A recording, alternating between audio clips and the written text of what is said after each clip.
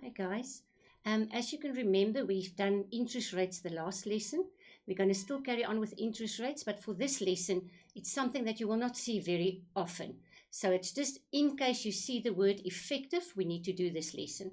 So let's just go into what this lesson is about.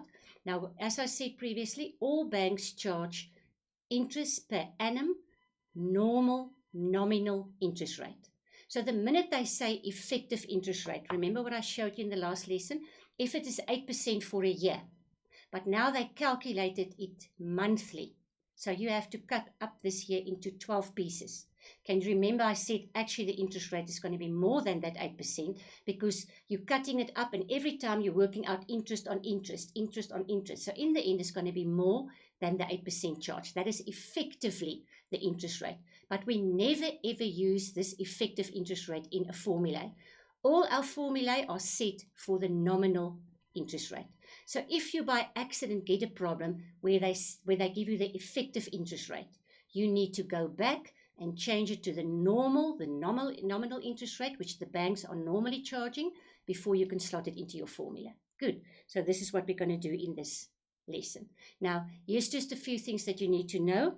We use just a normal I. Let's just get a better color. We use a normal I or I with a little nominal at the bottom if we are working with effective and nominal. If we just do a normal sum, we just use the normal I. And if I talk about effective, I use an I with a little footnote EFF so that I just know which I I'm talking about. Good.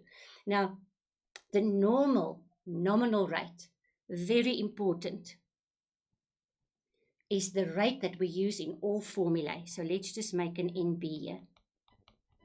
So the only reason why we're doing this whole lesson, if they by accident, which happens very seldom, use the word effective interest rate, which is here, I need to use this formula that you see down at the bottom to change it to a normal nominal interest rate, and then I can use it into my formula. Good. So let's just do an example. It's always better to do an example. Convert a nominal interest rate of 12%, so there's my I, nominal, per annum, compounded monthly, to an annual effective interest rate. So they're asking me the interest rate effective. Now, you will not ever use that in a formula. It's just for interesting sake that we sometimes want to find out effectively what am I really paying per year if they calculate this interest rate monthly. Good. We need the formula 1 plus I EFF, effective, is 1 plus I to the power of n.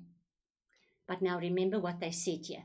This is compounded monthly.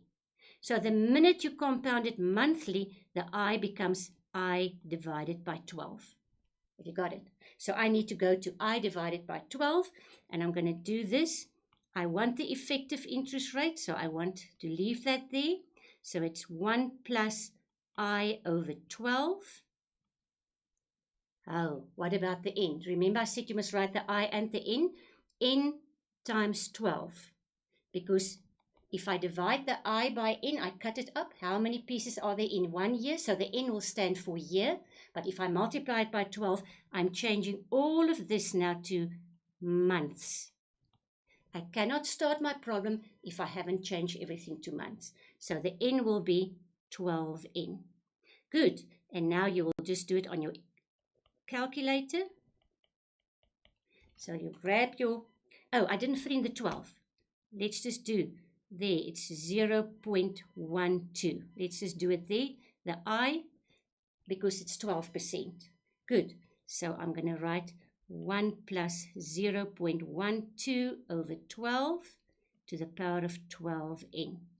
Just before I carry on, this is now very easy to divide. 12 go into 12 once. But again, I know what's going to happen. You're probably going to say 0.1, which is not true. It's 0.01. So I prefer that you rather just leave it like that. If you have a very big, long problem to do and you're going to use the I a lot of times, then you do it on your calculator and you make sure it gives you the answer 0.01. But let's just leave it as it is here. So you make your bracket, where's my 1? 1 plus fraction 0.12. Go down with your cursor over 12. Go to the right-hand side with your cursor, bracket, oops, I bracket.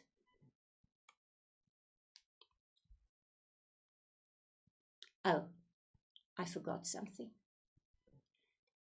Remember, you can only have one unknown in an equation. This is going to happen to you as well. Now I've got two unknowns. Let's just quickly go back to the n. My n and my interest rate is now unknown. I need to find my n somehow. If they work out effective rate, and I'm going to go back now and make a big fat note of that. If they talk about effective rate, you always work it out only for 1 year. So that will be 1 times 12, which equals 12. So that will just be, let's not do it too long, so let's just take off that little n there. Because my n is now also months, but it's always for 1 year, so it's 12 months. So now I'm still busy slotting this in. I have my bracket. Now I press to the power of 12, and I press the equal sign, and I get 1.12. Now remember what we're working out, interest rate. Can an interest rate be 100 and something %? No. You see, this is going to happen when you do maths. You're going to always check if your answer is a possible answer. So now this doesn't look right to me because it's 1 comma something. So let's just check. Did I do everything right in this formula? There's my original formula. That is right.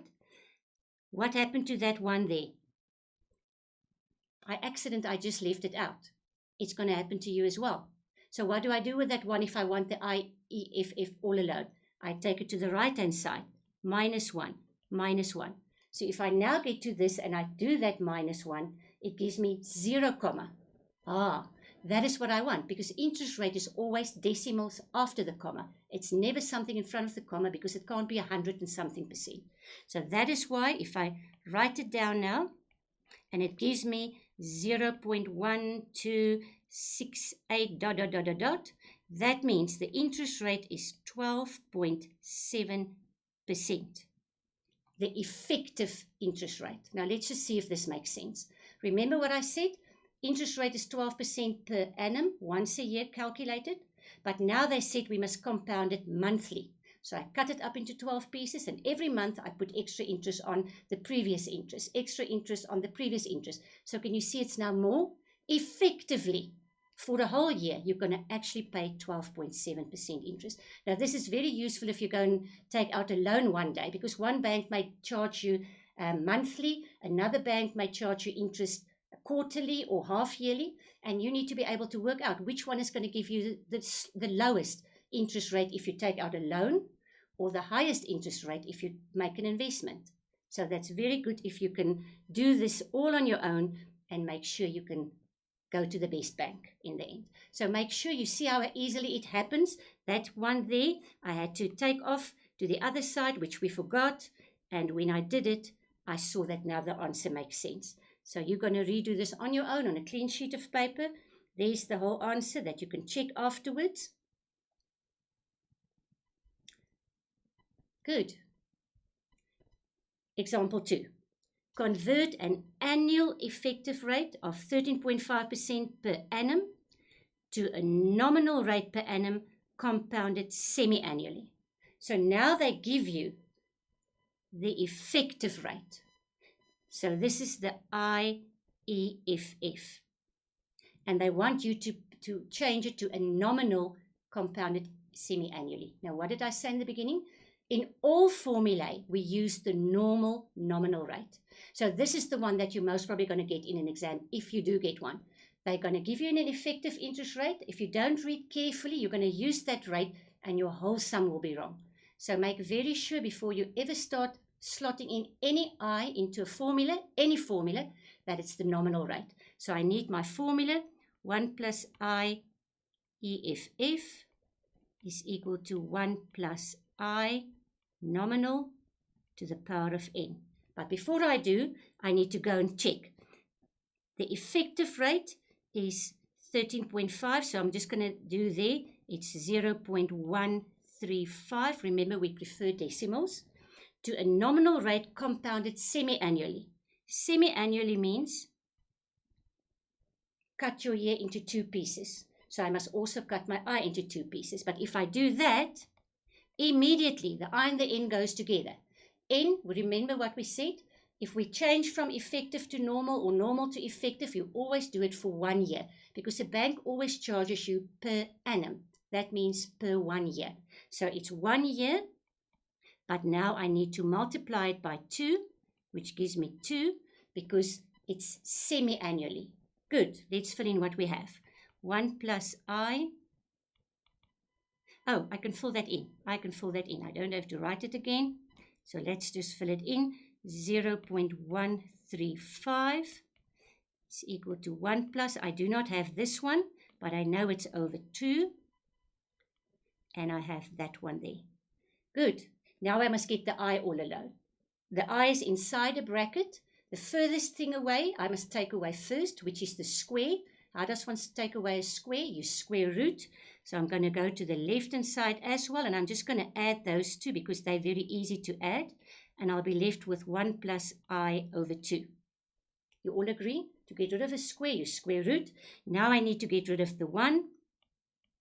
So I minus 1. Make very sure that you write the minus 1 far apart from the square root. And now I need to get rid of the 2. So the whole left-hand side, as you did on the right-hand side, needs to be multiplied by 2. You grab your calculator. You say 2 bracket, just as you read it there, square root 1.135. Make sure you go out of the square root by pressing the cursor on the right-hand side.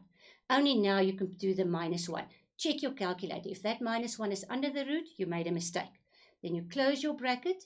If you do not close your bracket, your calculator is going to say error. So if ever your calculator says error, it happened to me a lot of times when I prepared, it's just because I forgot to put the bracket at the end, because you're in a hurry and you want to get the answer and you forget the final bracket, and then it's going to say error. Go check, because everything is on your display. Make sure it looks exactly like the one that you've got on your paper, and then you press the equal sign, and it gives you a very funny answer, but then you press the SD, and it gives you I is equal to 0.1307 ... Therefore, the interest rate is 13.1%. Now, can you see the nominal rate is now less than the effective rate? Because remember, effectively, if they work it out twice a year, you're going to pay more interest if it's a loan, or you're going to get more interest if it's an investment. Does it make sense? Think about it carefully, because if it makes sense, you don't just have to remember formulae. You remember why they are there and what they mean. So you're going to do this all on your own. Now you will see with this lesson, there's not 4 unknowns, because we're not doing the formula A is equal to B. We're going to do it later where we're going to use this. This is just to practice the basic, how to change from effective to nominal or from nominal to effective. So there will your answer be. You can just check that. Good. The last example. Now this is a proper example. 24,000 Rand is invested. Do you agree with me now? I invested now, so that could be my P. For 12 years, that is my N. At 14%, that is my I. Compounded quarterly. I think you should always either highlight or draw a circle around daily, monthly, quarterly, semi-annually, because that makes a very big difference in your problem. How much do you have after 12 years?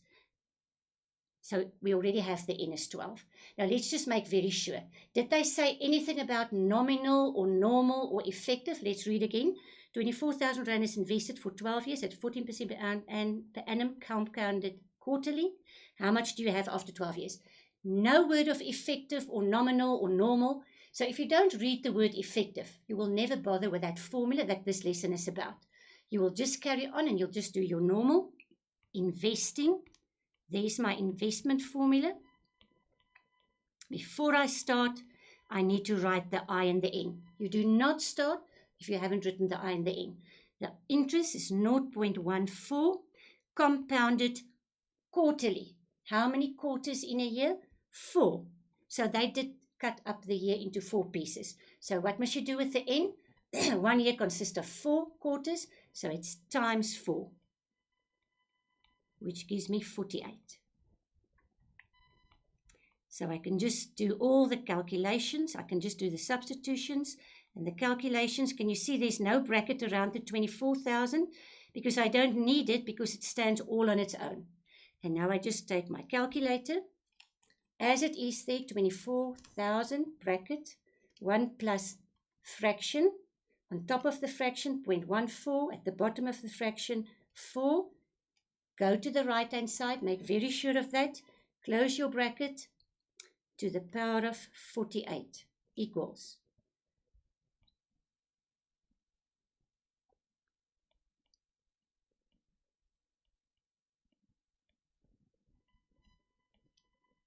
Good. 1, 2, 5, 1. Let's just see if it makes sense. You started off with 24,000 Rand. You are investing. You want more money at the end. You've got 125,000 Rand. That's a lot of money because 12% is a very high interest rate, which I hardly ever think you'll get anywhere at a bank. But good luck. Maybe one day. So that is why you need to be able to work these things on your own so that you know what is going to happen in 12 years' time. Maybe you want to buy something then and you want to save up money for that and you can work it out yourself. Good, you're going to try and do it all on your own and then you'll see the answers are there. You can just check the answer. There's the timeline. There's the whole amount. And remember when you do it, you don't look at all at this. I just want to show you the check here. You are not going to do the check unless you've got lots of spare time at the end of an exam or test and you can just go sit and fiddle. Then you can check. Here they changed it to effective interest rate. So they used the normal formula there for effective. You see it's quarterly. So it's 1 times 4 because remember if you use this formula it's always only for 1 year. I'll go back and make that note. And then you get the interest rate of 14.7523%. So if you now take that interest rate here, instead of dividing by something or whatever, you will get exactly the same answer. There's just a comma something difference because we are rounding off at places. So if you use a different method, you'll see further as well in different lessons. Sometimes the cents are just a little bit off, but when we mark the exam papers at the end of grade 12, we allow all of those different calculations. So there's just a check for you to do. As I say, you don't have to do it, but it's just to show what is this effective interest rate. Effectively, they are charging you that amount, that interest rate, 14.75%, to get to the same answer. Good. And then, as usual, you've got a page with exercises on. Please go do them. Make sure you get to the yellow answers, and then you should be fine with this. Good luck.